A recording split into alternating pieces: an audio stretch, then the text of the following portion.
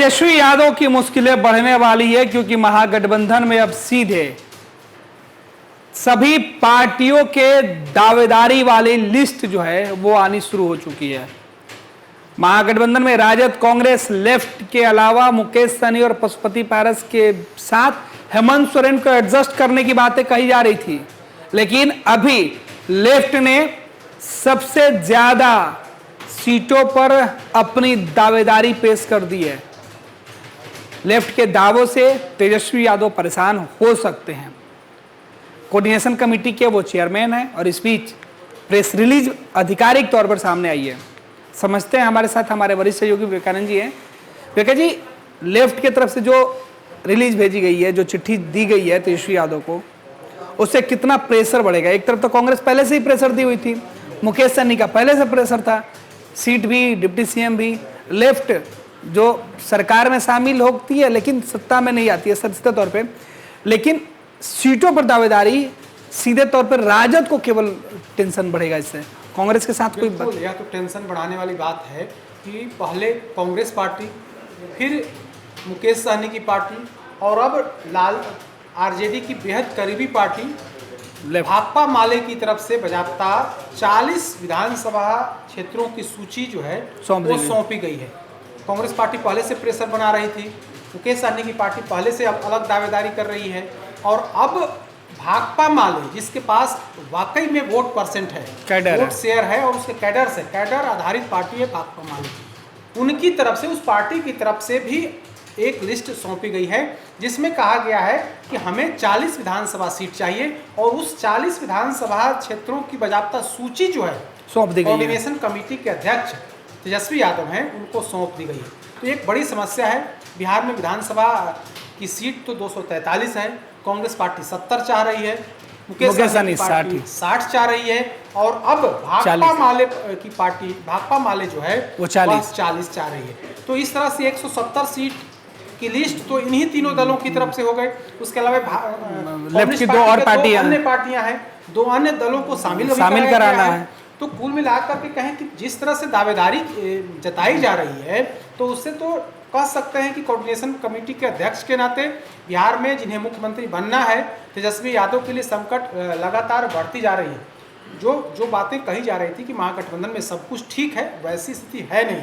जिस तरह से दावेदारी की जा रही है, शुरुआत कांग्रेस पार्टी ने कर दी और उसके बाद तो मुकेश सहनी की पार्टी वीआईपी ने तो यहाँ तक कह दिया कि 60 सीट हमें दे और डिप्टी सीएम का पद भी चाहिए। खुट्टा गाड़ के बैठे हुए मुकेश सहनी, डिप्टी सीएम का पद तो चाहिए ही चाहिए। 60 में हम थोड़ा बहुत इधर उधर कर सकते हैं, लेकिन डिप्टी सीएम का पद चाहिए। तो अब जो सबसे महत्वपूर्ण बात है वो यह कि बजाबता राज्य सचिव, भाकपा माले के राज्य सचिव कुणाल ने आज बजाबता मीडिया के सामने यह बात कही है कि 40 सीटों की सूची हमने सौंप दी है। उस 40 सीटों में हो सकता है कि थोड़ा बहुत इधर उधर हो, लेकिन बहुत ज़्यादा इधर उधर होना नहीं है। ऐसा इसलिए क्योंकि भाकपा माले को लगता है कि 2020 में जब हमने आरजेडी के साथ गठबंधन किया तो उसका रिजल्ट बेहतर रहा। बेहतर इस मायने में रहा कि पूरा शाहाबाद का इलाका, मगध का इलाका, उसके अलावा उत्तर बिहार में भी कई जगहों पर उन्होंने बड़ी सफलता मिली। खास करके मगध के क्षेत्र और जो शाहाबाद का क्षेत्र है, उस इलाके में भाकपा माले के सहयोग से राजद को बड़ी जीत मिली थी, हासिल हुई थी। तब 2020 में भाकपा माले को लगा था कि हमने गलती कर बैठे। क्या गलती भाकपा माले ने, ऐसा दावा किया जाता है उनको, भाकपा माले को लगता है कि हमको 2020 में 19 सीटें देकर के कमतर आंका गया था। हमें ज़्यादा सीट चाहिए थी, लेकिन हड़बड़ी में चूंकि समझौता हो गया था तो हम 19 सीट पर मान गए थे। उस 19 सीट में हमने 12 सीटों पर जीत हासिल कर ली। तो लगता है भाकपा माले को कि हमें और ज़्यादा अगर सीट मिलती तो मेरे विधायकों की संख्या ज़्यादा हो सकती थी। इस बार देख लीजिए क्या हुआ। इस बार लोकसभा चुनाव 2024 में बिल्कुल बेहतर प्रदर्शन रहा। उपेंद्र कुशवाहा जहां से चुनाव लड़े, काराकाट से, वहां से भी इनकी उम्मीदवार की जीत हो गई, आरा से इनकी उम्मीदवार की जीत हो गई। तो कुल मिलाकर के कहें तो इनकी स्थिति सबसे बेहतर रही। अगर आप स्ट्राइक की बात करें तो स्ट्राइक आरजेडी से बेहतर रहा भाकपा माले के। तो भाकपा माले का नेतृत्व यह सोच रहा है कि जब 2020 में मेरा स्ट्राइक बढ़िया रहा, 2024 में मेरा स्ट्राइक बढ़िया रहा, तो इस बार भी सीट 19 में तो नहीं होगा, इसकी संख्या बढ़ा करके 40 की जाए, इसकी डिमांड पार्टी की तरफ से आधिकारिक तौर पर यह डिमांड की गई है कि हमें 40 सीट दीजिए। भाकपा माले एक ऐसी पार्टी है विपक्ष में राजद के बाद कि इसके अधिकांश विधानसभा क्षेत्रों में कैडर वोट है। बिल्कुल, मगध और शाहाबाद, सिवान, कटिहार, इन इलाकों को छोड़ दे तो अन्य जगहों पर भी इस पार्टी के कैडर वोट हैं। अधिकांश विधानसभा क्षेत्रों में 5000, 7000, 10,000 के आसपास कैडर वोट है। तो भाकपा माले को लगता है कि अगर मेरे कैडर वोट से आरजेडी कैंडिडेट की जीत होगी तो उस हिसाब से मेरा भी हिस्सा बनता है, कम से कम हमें 40 सीटें मिलनी चाहिए। तो अब आरजेडी पर एक नया प्रेशर, जो उसके दूसरे विश्वास पात्र सहयोगी हैं भाकपा माले, उसकी तरफ से बाकायदा कर दी गई है। और यह तय है कि भाकपा माले का दबाव तेजस्वी यादव को स्वीकार करना पड़ेगा, क्योंकि इन लोगों को लगता है कि भाकपा माले अगर छिटक जाएगी, भाकपा माले अगर उसको अगर कमतर आंका गया, भाकपा माले को उसके डिमांड के हिसाब से सीट नहीं दी गई, तो अगर वो अलग चुनाव लड़ गई तो हमारा नुकसान होगा, ज्यादा नुकसान। आरजेडी को लगता है कि कांग्रेस से ज्यादा नुकसान भाकपा माले से हो जाएगा। तो वैसी स्थिति में भाकपा माले की डिमांड पर विचार पार्टी जरूर करेगी। कई बार ऐसा कहा गया है, पार्टी के अंदर जो बैठक हुई थी तब बैठक में भी आरजेडी के नेताओं ने माना कि 2020 में अगर लेफ्ट को 2-4 सीट और ज्यादा होती तो बेहतर होता, तो सरकार शायद बन जाती, नहीं होता तो इतना बेहतर स्थिति में हम नहीं होते। कांग्रेस को हमने जितनी सीटें दी उसमें कुछ कटौती करके हम भाकपा माले को दिए होते तो शायद सरकार में होते। तो तेजस्वी यादव को, आरजेडी को लगता है कि भाकपा माले कैडर आधारित वोट है और भाकपा माले जिसके साथ गठबंधन के साथ रहेगा उसको फायदा होगा, साथ होगा उसको फायदा मिलेगा। अगर वो अकेले पार्टी चुनाव लड़ी तो तमाम जो कैडर वोट, जो उसका वोट है वो भाकपा माले को जाएगा। तो वैसी स्थिति में सीधा नुकसान हो सकता है। तेजस्वी यादव इस निष्कर्ष पर पहुंचे हैं कि अगर ज्यादा सीट भी देनी पड़े, 19 से ज्यादा भी सीट देने की जरूरत पड़े, तो हम भाकपा माले को देंगे। कांग्रेस में कटौती की जाएगी, ऐसी खबर निकल करके सामने आ रही है। हालांकि कांग्रेस पार्टी भी लगातार दबाव दे रही है। कांग्रेस पार्टी भी इस दबाव में है कि 70 से हम 1-2 सीट कम पर भी मान जाएंगे, लेकिन हमें जिताऊ सीट चाहिए। कांग्रेस पार्टी का अपना दबाव है। अब भाकपा माले ने दबाव बढ़ा दिया है कि हमें 40 सीट दीजिए। 40 तो मिलना नहीं है, लेकिन संभव है कि 30 के आसपास 25 से 30 सीट भाकपा माले को मिले, इससे इनकार नहीं किया सकता। लेफ्ट की जो दूसरी 2 अन्य पार्टियां, उनका भी स्ट्राइक रेट लगभग बराबर रहा, तो उनका भी दबाव बढ़ेगा। अब तो शुरुआत हो चुकी है। माले सबसे ज्यादा ताकतवर अगर कहें तो कम्युनिस्ट में सबसे ज्यादा ताकतवर सीपीएम से। माकपा और भाकपा उस हिसाब से ताकतवर नहीं है, वो सीमित है। लेकिन भाकपा माले वामपंथी पार्टी में एक ऐसी पार्टी है जो आज भी जनाधार उसका है।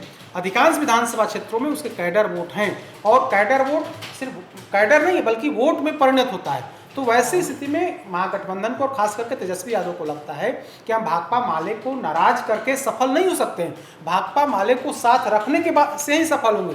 कांग्रेस पार्टी में हमें कटौती करनी पड़े हम स्वीकार कर लेंगे, लेकिन भाकपा माले की डिमांड को पूर्ण करना होगा। और इसका रिजल्ट 2024 और 2020 में दिख चुका है। तो उस रिजल्ट के आधार पर ही भाकपा माले ने यह डिमांड किया है कि हमारी जितना क्षमता है उस क्षमता के हिसाब से हमें सीट दीजिए। हमारा 40 सीट बनता है, हमें 40 सीट दीजिए। अब देखने वाली बात होगी तेजस्वी यादव क्या करते हैं, लेकिन इतना तय है कि 19 सीट से तो ज़्यादा ही मिलेगा। 19 से ज़्यादा, खबर यही है कि 25 से 30 सीट भाकपा माले को मिल सकता है। और यह जो सीट मिलेगा कांग्रेस में से कटौती की जाएगी और कांग्रेस से कट कर करके इधर भाकपा माले को दिया जा सकता है। रेखा जी, एक और सवाल है कि सीटें मिलने क्यों दी जा सकती है, इस पर भी चर्चा कर लेते हैं।